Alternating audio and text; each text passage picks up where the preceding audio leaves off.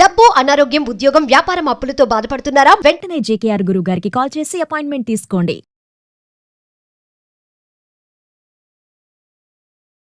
నమస్తే, welcome to Suman TV. ప్రస్తుతం మనతో పాటు స్టూడియోలో కేరళ జ్యోతిష శాస్త్ర నిపుణులు, law of attraction coach, money coach and life skills coach అయిన బ్రహ్మశ్రీ డాక్టర్ జేకేఆర్ గురువు గారు ఉన్నారు. ఈ గురువు గారు మనకి పుట్టిన తేదీ అంటే మనకి డేట్ ఆఫ్ బర్త్, రోజు, టైం ఏవి తెలియకపోయినా కానీ పుట్టుమచ్చల శాస్త్రం ద్వారా లేదంటే హస్తరేఖల శాస్త్రం ద్వారా, ప్రశ్న శాస్త్రం ద్వారా కూడా మీ జ్యోతిష్యం అనేది చెప్పగలుగుతారు. అయితే ఈ గురుగారితో ఈ రోజు కొన్ని విషయాలు మనం అడిగి తెలుసుకుందాం. గురుగారు నమస్కారం అండి. నమస్కారం అమ్మా. గురుగారు, తల్లి, ప్రతి ఒక్కరికి, ప్రతి ఏ మానవుడికైనా ఒక కామన్ సమస్య ప్రతిసారి ఉంటుంది. అది చిన్నదైనా పెద్దదైనా. అదేంటంటే మెయిన్ గా అప్పులు. అవును. ఏదో ఒక అవసరానికి, అంటే ఇల్లు కొనడానికో లేదంటే కెరియర్ కో లేదంటే ఏదో ఒక అవసరానికి కంపల్సరీ ఏదో ఒక టైంలో అప్పు తీర్చుకునే ఉంటాడు ఆ అబ్బాయి.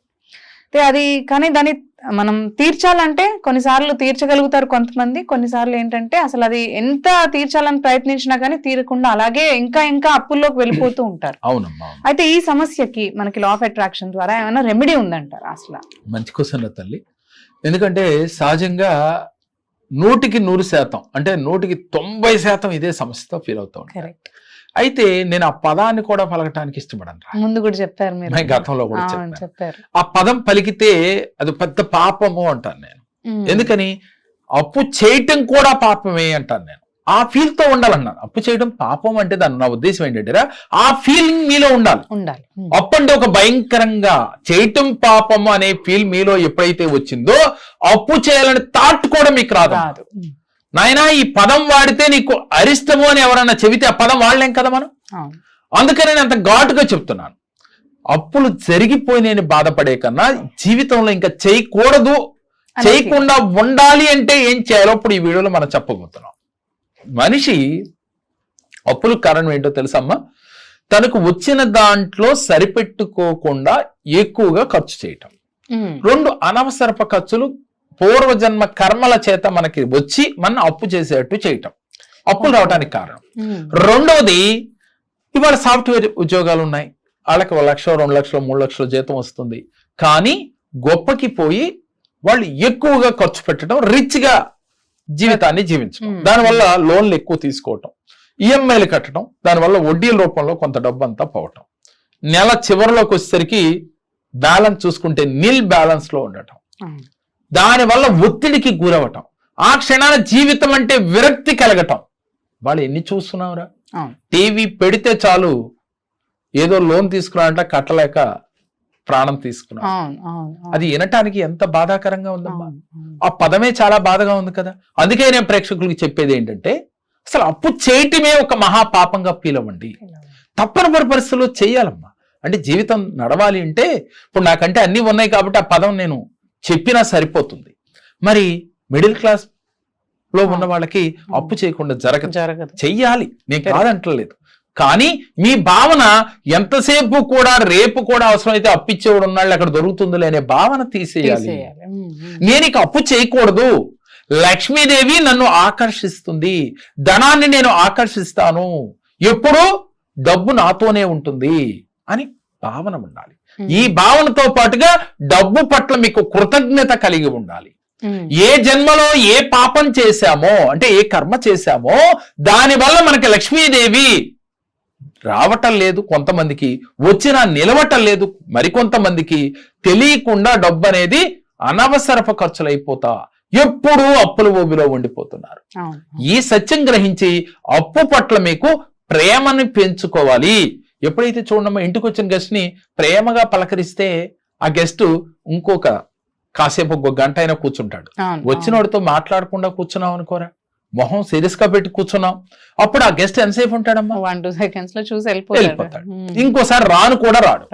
అట్లాగే డబ్బును మనం ఎప్పుడైతే గౌరవిస్తూ, ప్రేమిస్తూ, ఒక రకంగా లాలిస్తూ, ప్రేమగా గుండెలు కత్తుకుని మీరు ఉంటారో ధనలక్ష్మి మన ఇంట త్రిష్ట వేసుకుని కూర్చుంటుందమ్మా. ప్రేమ ఉన్న చోట మనుషులే కాదురా, జంతువులే కాదమ్మా, డబ్బు కూడా కట్టుబడి ఉంటుంది. నీలో ఆ ప్రేమతత్వం నిండిన నాడు, పరులని నువ్వు దూషించని నాడు, ఎప్పుడైతే ఎదుటి వారిపైన ఈర్ష పడని నాడు, ఎదుటి వ్యక్తి పైన నీకు ద్వేషం లేని నాడు, డబ్బు మీ ఇంట త్రిష్ట వేసుకుని కూర్చుంటుంది, వాలలాడుతూ ఉంటుంది. బీరువా తీస్తే డబ్బులు కట్టలు కనపడాలి అంటే మీరు చేస్తున్న వృత్తి ఉద్యోగాలలో మీరు ఊహించిన ధనం రావాలి అంటే ముందు మీకు ప్రేమతత్వం రావాలి, గౌరవించటం రావాలి. మీ పితృదేవతల్ని ప్రతినిత్యము గౌరవిస్తూ ఉండాలి. ఏ ఇంట్లో అయితే పితృదేవతల్ని గౌరవించారో మీ జీవితంలో ఆర్థికంగా ఎదగలేరు, మనశ్శాంతి ఉండదు. ఈ అప్పులు రావటానికి గల కారణం ఇది. అయితే చాలా మంది అనుకుంటారు పితృదేవతలు ఏంటి సార్, వాళ్ళ వల్ల ఏమొస్తుంది అని అంటే వాళ్ళ ఆత్మలు ఘోషిస్తూ ఉంటాయి అంటమ్మా. ఎందుకంటే పైనుంచి ఆత్మ ఘోషిస్తడం అంటే బాధపడుతూ ఉంటాయి. ఎప్పుడైతే బాధపడుతూ ఉంటాయో ఆ ఇంటికి శుభం కలగదు. శుభం కలగాలి అంటే ప్రతి మనిషికి డబ్బే కదరా, డబ్బు ఉంటే ఆటోమేటిక్ గా కొన్ని సుఖాలు వస్తాయి. వీడి దగ్గర లేకపోయినా కొనుక్కుని తెచ్చుకునే పరిస్థితులు కూడా ఉంటాయి ఆనందాన్ని. అదే విధంగా అలాంటి డబ్బు రావాలన్నా, ఆనందం రావాలన్నా, ఆరోగ్యం రావాలన్నా ఇంటి పెద్దలు ఆత్మ ప్రశాంతంగా ఉండాలి. అవును, చాలాసార్లు విన్నాను. అంటే దేవుడు ఆశీర్వదించినా కానీ మధ్యలో వీళ్ళు స్టాప్ చేస్తే అసలు ఆ ఆశీర్వాదం కూడా రీచ్ అవ్వదు అంటారమ్మా. కానీ నేటి కాలంలో ఏమైపోయిందో తెలుసా తల్లి, చనిపోయిన సంవత్సరం తర్వాత వాళ్ళని చూసే పరిస్థితి లేదు. కొంతమంది ఇంట్లో వాళ్ళ ఫోటోలు కూడా పెట్టరు. నేనే ఉంటానమ్మా, ఫోటో పెట్టమని పర్లేదురా తల్లి. ఎందుకని ఆ రూపం మన గుండెలో ఉండాలి. ఫోటోలు పెట్టి పబ్లిక్ కోసం గోడ చుట్టూ వాళ్ళ ఫోటోలు పెడితే ఉపయోగం లేదు. వారిని మన గుండెలో పెట్టుకుని చూడాలి. ఎప్పుడైతే వారి మంచో చెడో కార్యక్రమాలు ఉన్నప్పుడు ప్రతినిత్యం వారికి మనసులో ఒక నమస్కారం పెడితే ఆనందిస్తూ ఉంటారు. వాళ్ళని గౌరవిస్తూ ఉండాలి, గుర్తించాలి. చాలా మంది వాళ్ళ పేర్లు పెట్టుకుని పిలుస్తూ ఉంటారు, అది కూడా తప్పే అంటాను నేను. ఎందుకని వాళ్ళ పేరు పెట్టుకుని ప్రతిరోజు ఆ పిల్లల్ని తిడతా ఉంటే అది తప్పే కదా. ఎందుకు మీకు అది కూడా చేయాల్సిన పని లేదమ్మా. వాళ్ళ మీద ప్రేమను నువ్వు పేర్లు పెట్టుకును ప్రతినిత్యం పంచవక్ష పరమండాలు వాళ్ళ ఫోటోల ముందు పెడితే కాదు, ప్రతినిత్యం వారికి కొన్ని కర్మలు చేస్తూ వారిని గౌరవిస్తూ తిథుల నాడు కనీసం వారికి చేయవలసిన ధర్మం చేస్తూ ఉంటే వాళ్ళ ఆత్మ మిమ్మల్ని దీవిస్తుంది. మీకు అష్టైశ్వర్యాలు ఎందుకు రావు అంటే మీ గీతలో ఉంది, ధనలక్ష్మి గీతలో ఉంది. కొన్ని చాట్లు చూసినప్పుడు తల్లి నాకు ఇతను చాలా గొప్పవాడు అవుతాడు అనిపిస్తుంది. కానీ అతను చూస్తే ఇందాక ఆ పదం నేను వాడినన్నా కదా, అలాంటి బాధల్లో ఉంటాడు, కూరుకుపోయి ఉంటాడు. ఎందుకు ఇలా జరిగింది అని అంటే అతను క్వశ్చన్ చేస్తాను, అయ్యా నువ్వు ఈ తప్పు చేస్తున్నావు అని. అవును సార్ అని అంటాడు. అప్పుడు అర్థం అవుతా ఉంటుంది, అయ్యా నీకు గీతలో ఉన్నా నువ్వు డబ్బును అందుకోలేకపోతాను, కారణం నీ పితృదేవతల ఆశీర్వాదం నీకు లేదు. కాబట్టి మీ పితృదేవతల యొక్క ఆశీర్వాదం నీకు కావాలి అంటే ఇప్పుడుకైనా నువ్వు తెలుసుకో, మారితే నువ్వు ఈ ఊబిలోంచి బయటపడగలుగుతావు. డబ్బు నిలబడుతుంది. నీకు డబ్బు, సంపద, ఆరోగ్యం, ఆనందం కావాలి అంటే నువ్వు ఎప్పుడూ ఆనందంగా ఉండాలంటే చనిపోయిన పితృదేవతలు ఆనందంగా ఉండాలి.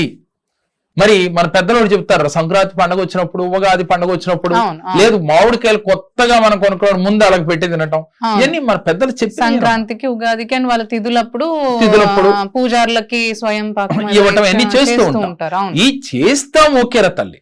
మరి కొంతమంది ఇంట్లో ఉన్న తల్లిదండ్రుల్ని వాళ్ళని తీసుకెళ్లి ఎక్కడ పెడుతున్నామమ్మా మనం? వృద్ధాశ్రమంలో పెడతా ఉన్నాం. ఇలా వృద్ధాశ్రమంలో పెట్టడం వల్ల మీకు జయం కాదు. వాళ్ళు బాధపడుతూ వాళ్ళ మనసు నా బిడ్డ ఎక్కడున్నా బాగుండాలని అనుకుంటారు. కానీ వారి అంతర్చేతన మనసు ఏం తెలుస్తుందో తెలుసా?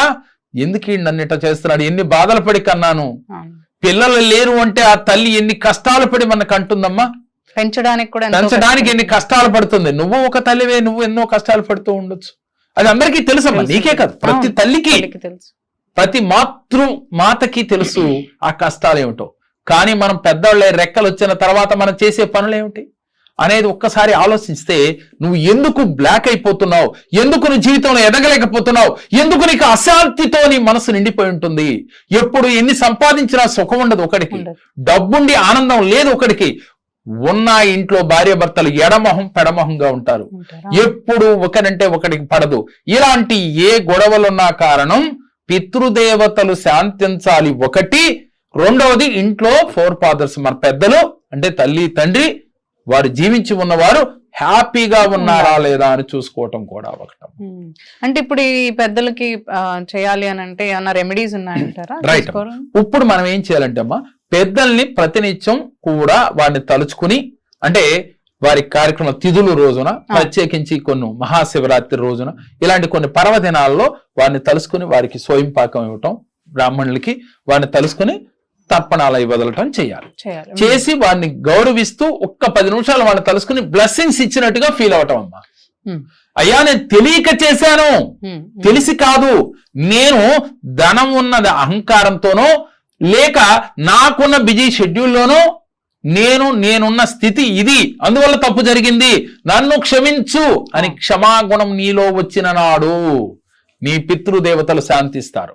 తల్లిదండ్రులకు ఇప్పటి వరకు తప్పు చేసి ఉంటే ఈ క్షణాన మారి వారి పాద పద్మములు పట్టుకొని మీరు కన్నీటితో వారి పాదాలు కడగండి, లేదు వారి చేతులు పట్టుకుని బతిమాలండి, అమ్మా నన్ను క్షమించండి. వాస్తవంగా అంతవరకు అక్కర్లేదమ్మా, వెళ్ళి ప్రేమగా పలకరిస్తేనే వాళ్ళు క్షమించేస్తారు. కానీ నీలో మరి అది రావాలి కదా ప్రేమ, అది బయటికి తీసుకొస్తే నీలో క్షమాగుణం వచ్చినట్టు. ఎప్పుడైతే నీలో కృతజ్ఞతా భావం వచ్చిందో నీకు వాళ్ళు బ్లెస్సింగ్స్ వస్తాయమ్మా. బ్లెస్సింగ్స్ వస్తే ఆల్రెడీ దేవుడు ఇస్తానికి సిద్ధంగా ఉన్నాడు, నీ జాతకరీత్యా భగవంతుడు ఇస్తానే ఉన్నాడు, కానీ మీకు మధ్యలో బ్లాక్ అవుతా ఉన్నాయి. ఆ బ్లాకేజ్ రిలీజ్ అయ్యి మీరు అనుకున్న గోల్స్ అనే రీచ్ అవుతారు, అష్టైశ్వర్యాలు పొందగలుగుతారు. దీంతో పాటుగా ప్రతినిత్యం కూడా లక్ష్మీ కుబేరులను ఎక్కువగా ఆరాధించాలి. డబ్బు కావాలంటున్న వాళ్ళు లక్ష్మీనారాయణని ఎక్కువగా ఆరాధిస్తూ ఉండాలి. లక్ష్మీనారాయణ, లక్ష్మీదేవి ఒక్కదాన్ని ఆరాధిస్తే డబ్బు రాదురా తల్లి. లక్ష్మీదేవికి భర్తని ఎవరైతే ఆరాధిస్తారో వారి ఇంట థ్రస్ట్ వేసుకుని కూర్చుంటుంది. కానీ లక్ష్మీదేవికి నమస్కారం పెట్టమైన పర్లా, వారి భర్తని గౌరవించిన చోట నేనుంటాను అని చెప్తుంది. అది కదా బంధం అంటే, అది కదా ప్రేమ అంటే. భార్యాభర్తల ప్రేమ ఏది మరి వాళ్ళిద్దరి నుంచి నేర్చుకోవాల్సింది ఏదమ్మా మనం, అదే కదా. నేనేమంటానంటే తెలియక తప్పు చేయడం సహజమే, కానీ ఇక నుంచి మారితే భార్య విలువ భర్త విలువ ఒకళ్ళొకళ్ళు తెలుసుకుంటే మీకు ఆనందం, ఐశ్వర్యం, సంపద, ఆరోగ్యం వచ్చి తీరతాయి తల్లి. అలాగే గురుగారు, ధన్యవాదాలండి. నమస్కారం. అన్ని చక్కగా చెప్పారు. అంతేకాకుండా ఇలాంటివన్నీ కూడా మీరు మన క్లాసెస్ లో కూడా చెప్తున్నారు కదా. ఇప్పుడు మనకి 1-to-1 సెషన్స్ కండక్ట్ చేసి లా ఆఫ్ అట్రాక్షన్ గురించి కానీ, లేదంటే జాతక రీత్యా ఏమైనా సమస్యలు ఉన్నా, లేదంటే జ్యోతిష్యం గురించి సమస్యలు ఉన్నా కానీ ఇవన్నీ కూడా మీరు క్లియర్ చేస్తున్నారు. అయితే మనకి నంబర్స్ నుంచి కాంటాక్ట్ చేసి మీ ద్వారా, అంటే మిమ్మల్ని కాంటాక్ట్ చేసి ఈ 1-to-1 సెషన్స్ అనేవి అటెండ్ అవ్వచ్చు. అంతేకాకుండా మనకి ఎవ్రీ మంత్ కూడా క్లాసెస్ కూడా రన్ చేస్తున్నాం, ప్రతి నెలలో జరుగుతా ఉన్నారు. ఆ క్లాసెస్ కూడా మనకేంటి వెబినార్స్ అంటే ఆన్లైన్ క్లాసెస్ రన్ చేస్తున్నాం. అండ్ 1-to-1 సెషన్స్ అయితే ఆన్లైన్ ఆఫ్లైన్ రెండు కూడా చేస్తున్నాం.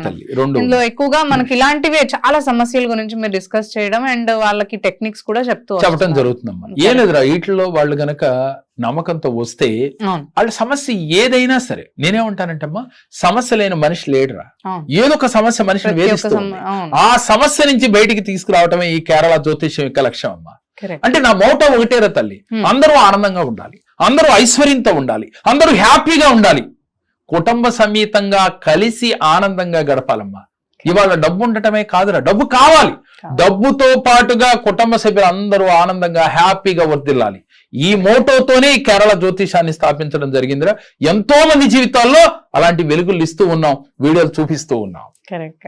అవును గురుగారు, ధన్యవాదాలు. నమస్కారం అండి. నేను మధురానగర్ నుంచి వచ్చానండి. నా పేరు అరుణ అండి. బాబు గురించి వచ్చానండి, నేను వీసా గురించి వచ్చానండి. 10 మెంబర్స్ ముందు ఉన్నారండి, బాబు కన్నా ముందు అందరు రిజెక్ట్ అయ్యారండి. మా బాబుకి వీసా వచ్చిందండి. సార్ 100% వస్తుందని చెప్పారండి, ఖచ్చితంగా వచ్చిందండి. బాబుకి చాలా ఆనందం వేసిందండి నాకు. మళ్ళీ సెకండ్ టైం కూడా వచ్చానండి ఆర్థిక సమస్య గురించి. అది గవర్నమెంట్ మనీ ఆగిపోయినాయి అని వచ్చాము, మా హస్బెండ్ నేను ఇద్దరము. ఖచ్చితంగా సార్ చెప్పినట్టు మాకు వచ్చినాయండి, చాలా ఆనందం వేసిందండి.